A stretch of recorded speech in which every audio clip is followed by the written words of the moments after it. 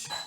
Olá, meus irmãos e irmãs de Ideal Espírita, vocês que nos acompanham aqui na Web Rádio Estação da Luz Natal, nosso muito obrigado, um beijo pela sua companhia.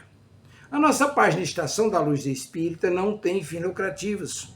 O objetivo é a divulgação da doutrina espírita.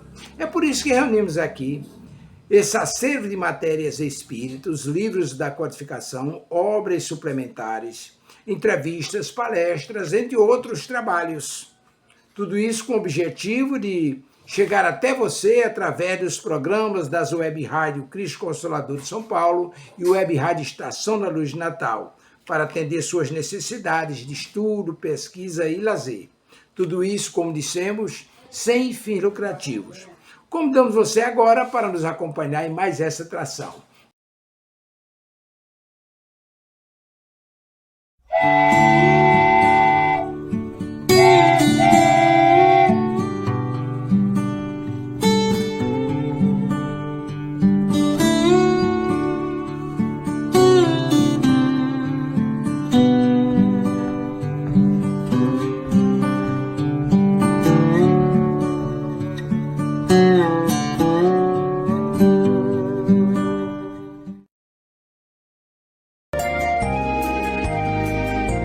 Segredos da reencarnação, desvendados pelos espíritos que cuidam do nosso renascimento no corpo físico. Pela Rádio Rio de Janeiro, Missionários da Luz. Produção e apresentação, Berenice Lima e Deusa Nogueira.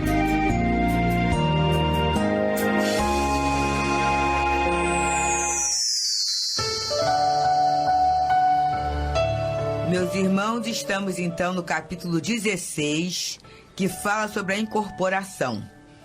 É aquele capítulo em que o irmão Dionísio Fernandes, que é um grande trabalhador da casa espírita, alguém muito querido, recém-desencarnado, é solicitada a presença dele para dar notícias através da nossa irmã Otávia. Aquela mesma médium que nós vimos as dificuldades da vida pessoal, da convivência familiar. E embora não seja conveniente a vinda dele, porque ele ainda está muito emocionado, mas pela insistência do mentor da casa, Alexandre, mesmo percebendo a dificuldade, ele resolve colaborar para que ele venha. E nesse momento, então, nós estamos na comunicação do Dionísio. Ele está dando a palavra, está dando a mensagem. Então, André fala que entre eles, quer dizer, entre os espíritos, prevaleciam o controle, a disciplina e o autodomínio. Mas entre as pessoas, os encarnados, era o desequilíbrio e a inquietação, porque eles queriam um Dionísio homem pela boca de Otávio. É interessante, né, que esse controle, disciplina e autodomínio é que realmente prevaleciam, e por isso que nós vamos ver o quê? O êxito do trabalho. Exato. Toda vez que ficarmos em grupos, ou até sozinhos mesmo, para fazer uma tarefa, tem que prevalecer esses itens, o controle, a disciplina e o autodomínio, para poder o trabalho andar. Porque se não tiver uma disciplina, imagina, cada um chega no horário, cada um faz uma coisa, vai criar o quê? Um tumulto muito grande, em qualquer situação. Mesmo, imagina, se chamarmos um grupo de amigos para fazer um almoço, se não colocarmos ordem, se não tiver um controle, a disciplina, o autodomínio, o que acontece? Vai sair comida repetida, uma vai estar pronta, a outra vai já estar fria. Até a hora, né? Ó, vem a hora que você quiser. Exatamente. Aí daqui a pouco, a hora que quiser, pode ser tanto um almoço, como pode ser um café da manhã, como pode ser um jantar, então fica realmente fica desorganizado e sem objetivo, não é? Isso para o trabalho, para a diversão, para a amizade, em todos os pontos da nossa vida, nós temos que atuar dessa forma, porque com isso nós vamos o quê? Nos autoeducando. Por que que esse trabalho em equipe que o André Luiz faz parte, ele tem êxito em todas as tarefas? exatamente por conta disso. E o que acontecia nesse momento, né? Entre eles era o controle, a disciplina e o autodomínio, e entre os encarnados era o quê? O desequilíbrio e a inquietação. Ou seja, uma coisa alimenta a outra. O desequilíbrio alimenta a inquietação alimenta o desequilíbrio.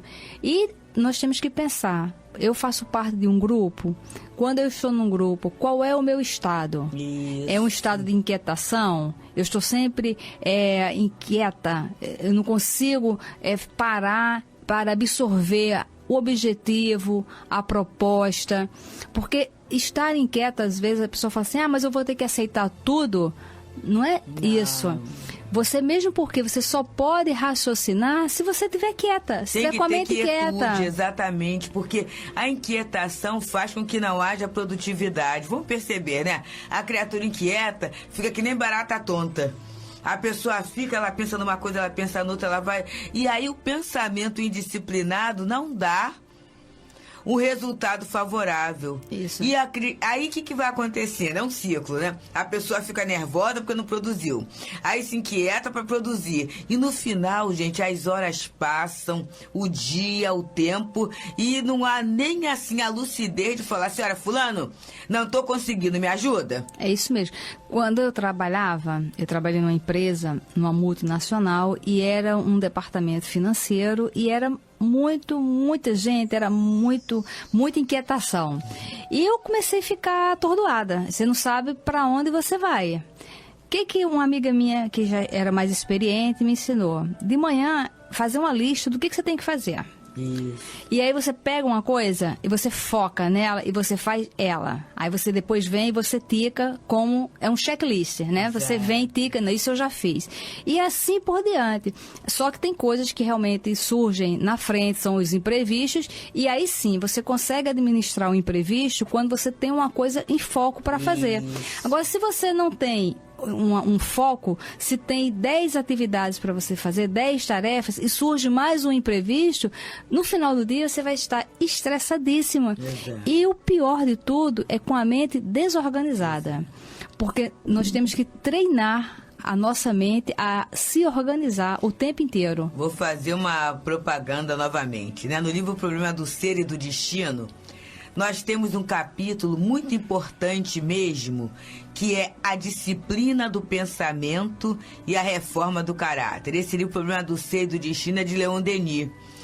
E esse capítulo é muito interessante, porque o nosso altivo, que é o nosso presidente do Leon Denis desencarnado, ele sempre nos falava que quando ele começou a tarefa mediúnica, foi recomendado isso a ele, porque ele muito novo, muito jovem, com as tarefas, com o trabalho, faz aqui, faz ali, e muita coisa acontecendo, e com uma responsabilidade conforme aquela que ele possuía, que era agregar o grupo para a formação da casa. E aí ele lia, quase que diariamente, em princípio diariamente, depois uma vez por semana, e nos recomendou a nós médiums que fizéssemos aquele exercício. Porque como é, ainda mais o médium que trabalha na reunião mediúnica de atendimento espiritual, ele com a cabeça toda desorganizada, ele corre o risco de, ao invés de assimilar a orientação dos bons espíritos, ele agregar a perturbação de quem está ali. E aí ele falou assim, olha, só que eu era muito ruim, eu fazia quase todo dia. Vocês são bons? Façam uma vez por mês. Mas aí, gente, eu passei a fazer uma vez por semana. Agora é que eu vou mais ou menos uma vez por mês, que eu acho que a cabeça está melhorzinha. Mas no começo eu semanalmente pegava e via ali. E como é que Leon Denis vai ensinando a gente a começar a controlar o pensamento? Porque senão a gente entra nessa inquietação que a gente vê, que é o que está acontecendo aqui no grupo, né? Na verdade, o companheiro vem para quê? Para dar uma mensagem de estímulo, de consolo. Os amigos aqui do grupo espírita da família, eles estavam tão tumultuados que eles exigem o pai emocionado, o pai humano, pensando neles, sem pensar na situação daquele que desencarnou há pouco tempo. não é, Berenice? Então, ao invés deles terem a alegria do reencontro, eles jogam mais inquietação, eles jogam mais, vamos dizer assim, vibrações tumultuadas e tornam problemática uma situação que poderia ser de profunda alegria, não é? Exatamente. E fazendo um paralelo, que isso acontece de um trabalho mediúnico num centro espírita, trazendo essa metodologia para nossa casa, para o nosso lar, porque nós sabemos que muitas amigas nossas, ouvintes, estão aí fazendo almoço, estão na casa. Ouve, né? Estão na hora do almoço. Exatamente. Então, trazendo essa metodologia para casa, porque o trabalho de casa é um trabalho assim estafante, né? São muitos detalhes. E às vezes a pessoa que fica trabalhando em casa, ela fica no final do dia já estressada, e o retorno da família, dos que saíram para a escola, para o trabalho, ao invés de ser alguma coisa, um reencontro agradável, acaba sendo um reencontro tumultuado. Por quê? Por causa das diferenças de valores. Um não valoriza o trabalho do outro. Quem está na rua não valoriza o trabalho que está em casa, quem está em casa não valoriza o trabalho daquele que saiu para trabalhar. E muitas vezes é por essa falta dessa disciplina, desse foco. Então, faz uma lista durante a semana das coisas que você vai fazer na segunda, na terça, na quarta. Divide entre os dias, exatamente. Porque se dividir, olha, na segunda-feira é dia que eu vou fazer o que seguinte, eu vou fazer uma faxina no banheiro e vou fazer isso e isso. Aí na terça eu vou fazer isso e isso. Ou seja, distribui a tarefa durante a semana, trabalha um pouco cada dia, não fica estressada e faz com que o reencontro no final do dia seja alguma coisa prazerosa. Porque aqui está havendo um reencontro e não está tendo prazer. Por quê? Não. Porque o ambiente não está propício para o prazer. E aí ele continua. Falava o comunicante, quer dizer, Dionísio, sobre forte emotividade, mas Alexandre e Euclides, ocupando-se respectivamente dele, de Dionísio, e da intermediária, que é a Dona Otávia, fiscalizavam-lhes as atitudes e palavras, para que se manifestasse tão somente nos assuntos necessários à edificação de todos, responsabilizando-se por todas as imagens mentais nocivas que a sua palavra criasse no cérebro e no coração dos ouvintes. Olha o que é uma casa orientada, né? É falar aquilo que deve. É falar aquilo que não vai criar um transtorno qualquer. E a gente, às vezes, quer justamente o transtorno, né? Exatamente. A gente quer aquilo que não vai levar a nada. E aqui ele está falando uma palavra muito séria, que é a responsabilidade, né? Se responsabilizando por todas as imagens mentais nocivas.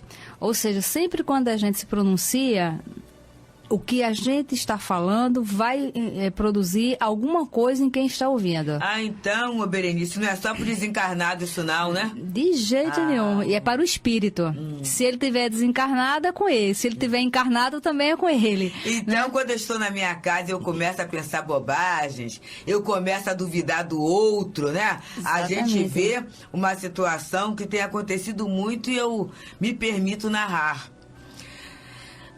Pegar o celular do outro para ver as mensagens que tem. E aí teve uma situação, eu não sei se foi numa novela ou se foi numa minissérie, alguma coisa assim, em que a pessoa trocava o nome. Se era mulher, colocava nome de homem para disfarçar a traição. Vocês acreditam que tem pessoas que começaram a observar isso? E aí, trocando a mensagem, trocando o nome, trocando o sexo, né? De quem escreveu a mensagem, as interpretações terríveis. E aí a gente vem conversar com a pessoa, observa só. Primeiro, né? Celular é como carteira, é algo individual. Então eu estou rastreando o quê? Da intimidade do outro. E que tipo de relacionamento é esse em que eu não posso conversar com o outro? Eu vou estar rastreando essas situações. Porque observa, gente, a perturbação pode atuar. E se eu, ao invés de estar sendo a vítima, eu estou sendo caluniador? Eu estou suspeitando do outro, né? Então, e estou criando um ambiente na minha casa para que as coisas aconteçam.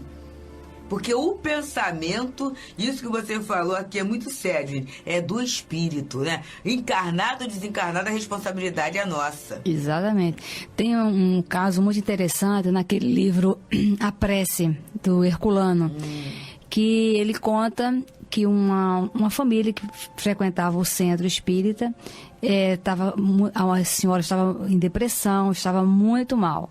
E então um grupo foi visitá-lo. E nesse grupo tinha uma pessoa que era médium, era vidente, tinha grandes possibilidades mediúnicas. Chegando lá, ele teve uma visão. Ele viu, né, na sala um caixão. E aquela imagem ficou, ele vendo aquela imagem, aí eles fizeram o culto no lar e tal, e aos pouquinhos aquela imagem foi se dissolvendo. Depois o mentor espiritual do grupo falou o seguinte, para ele inclusive orientar ao esposo dessa senhora. Essa senhora estava doente fisicamente e o marido dela estava pensando na morte dela o tempo inteiro, estava desejando a morte dela, porque às vezes a gente deseja a morte de alguém usando uma desculpa, dizendo é melhor para ele, para ele descansar, entendeu? Tá sofrendo tanto, mas na verdade a gente tem que ver se não é a gente que está querendo se livrar daquela pessoa, do trabalho que ela está nos proporcionando. Então esse marido, por desejar a morte dela, o que acontece? O pensamento dele foi criando força, foi se concretizando a ponto de estabelecer uma figura, literalmente estabelecer um caixão na sala, porque a morte era uma coisa muito desejada por ele.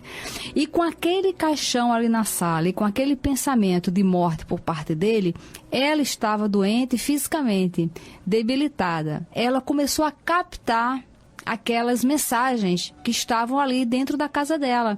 E isso foi agravando uma depressão. Ou seja, ela estava doente, a vontade dele que ela morresse piorou o estado dela. Mas, no fundo, ele estava sendo responsável por tudo aquilo. E o mentor do grupo orientou ao médium a conversar com ele e explicar isso para ele. E o médium esclareceu, ele ficou muito arrependido e no livro mostra claramente que não era o desejo que ela morresse, mas sim que ele ficasse aliviado daquela situação, daquele sofrimento. E como ele sabia da imortalidade da alma, então tratou a morte como uma coisa banal, porque às vezes o conhecimento da imortalidade pode acontecer isso, a gente não dar valor ao outro, tipo assim, tá doente? Então morre, não tem importância não, porque a imortalidade da alma, a vida continua. Porque a verdade da imortalidade da alma é para que nós façamos o esforço de preservar a vida e não desdenhar a vida por saber da continuidade dela.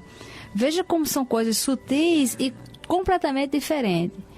Mas às vezes nós temos um parente que está doente e a gente se sente sobrecarregado e é natural que se haja esse desejo, porque eu já percebi que é uma coisa natural em todas as pessoas que convivem com doenças prolongadas, que quer que a pessoa desencarne logo e fala, mas ele está sofrendo muito, ele já não está sentindo mais nada, já não conversa. Seria melhor que fosse, né? Seria melhor que fosse. Então, se você está passando por uma situação dessa, reflita.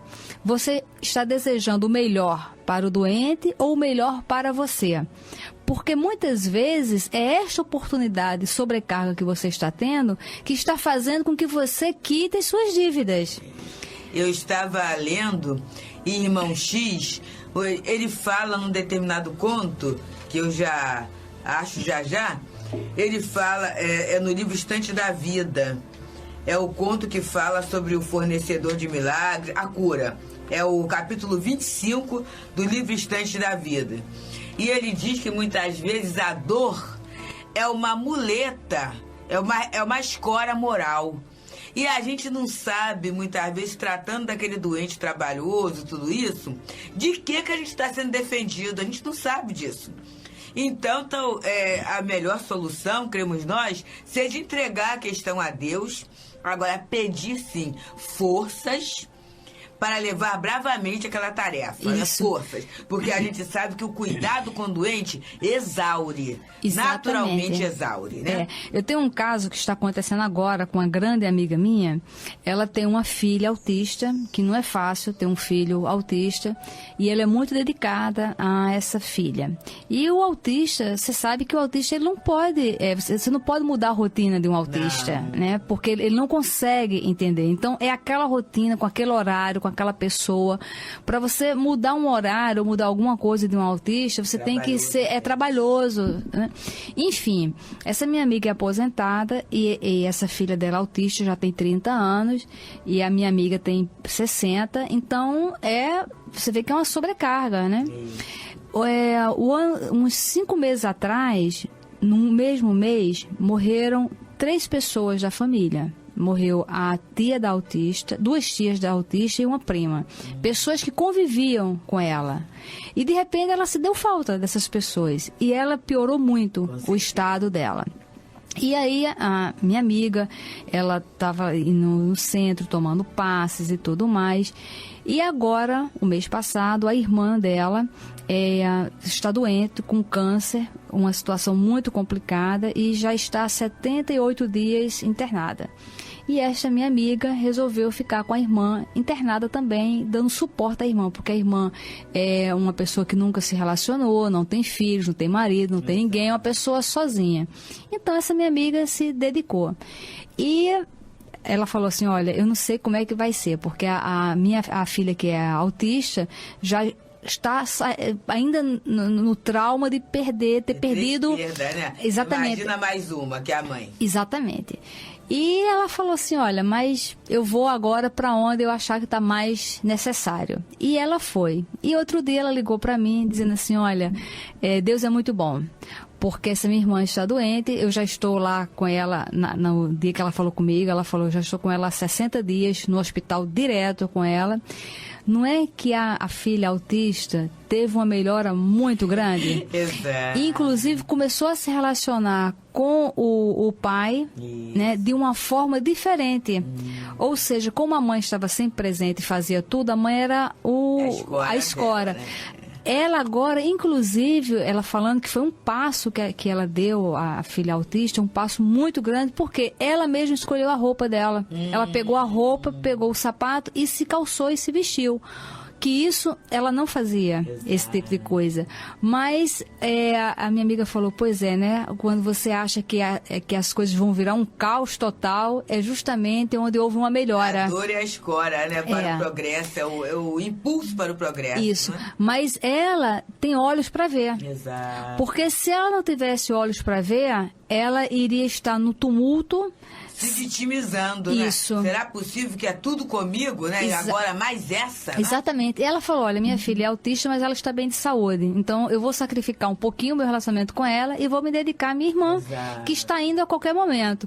Mas de forma lúcida. Exato. É você fazer escolhas de forma lúcida. E porque com a lucidez, né? Isso, e com a lucidez você fica com os olhos para ver, ouvidos para ouvir. Né? E aí, no final das contas, a irmã dela está muito doente, está para desencarnar a qualquer momento. Ela está bem, porque ela está tendo a oportunidade de estar ali conversando com a irmã. Ela tem noções da doutrina espírita recente, mas ela está passando para a irmã, está fortalecendo a irmã. E, em contrapartida, a filha dela, autista, deu um passo na evolução dentro do autismo.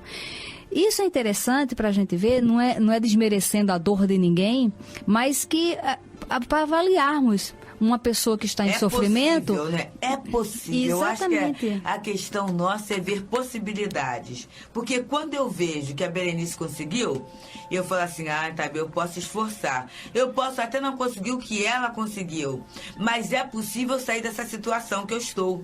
É possível fazer um movimento. Isso aí é que é a beleza que a vida vai oferecendo. E que a gente, convivendo, consegue. Aqui a gente vê que a família e o grupo está num ponto de vista fechado. Sabe quando eu peço e não abro para me receber? Então ele fala, em vista disso, o comunicante portou-se em todos os pontos da mensagem falada com admirável dignidade espiritual, fazendo, porém, verdadeiros prodígios de disciplina interior para calar certas situações familiares e conter as lágrimas estancadas no coração. Depois de falar quase 40 minutos, dirigindo-se à família e aos colegas de luta humana, Dionísio despediu-se, repetindo tocante oração de agradecimento que Alexandre lhe ditou comovido. Então a gente está vendo aqui o Dionísio como médium do Alexandre, que é uma situação que acontece em muitas comunicações, né? Interessante que se a família estando lá, pode falar assim, ué, mas ele não orava desse jeito? Isso não é ele não, ele não tinha esse hábito de orar com essas palavras, com esse enfoque. Mal sabe, né? Mal sabemos dessas possibilidades, né? Porque aqui, na verdade, aquela oração, inclusive, é um remédio que está acontecendo ali para todo o grupo. É para atender o particular, o geral. Eu lembro, Berenice, que quando meu filho deu a comunicação através do CELD, foi uma coisa assim, primeiro nós sentíamos que haveria, eu e o marido percebemos isso, mas quando ele começou a falar, ele foi do particular pro geral. Por quê? Porque, na verdade, depois até um amigo falou assim, Deus, o Gustavo é da gente mesmo. Todo o grupo tinha uma ligação emocional, tinha uma ligação afetiva com ele. Quer dizer, não seria prudente nem válido que ele se ativesse só a pai e mãe. Então, essa questão de abrir mão do egoísmo também, não é? Para a consolação e para a utilidade. O espírito é exercitado e a gente também é exercitada na nossa emoção, na compreensão e no aproveitamento da informação. Então, que no dia de hoje fique esse pensamento, fique essa reflexão para nós. Muita paz, meus irmãos. Muita paz.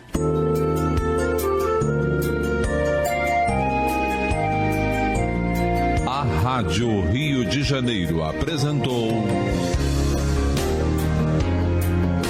Missionários da Luz.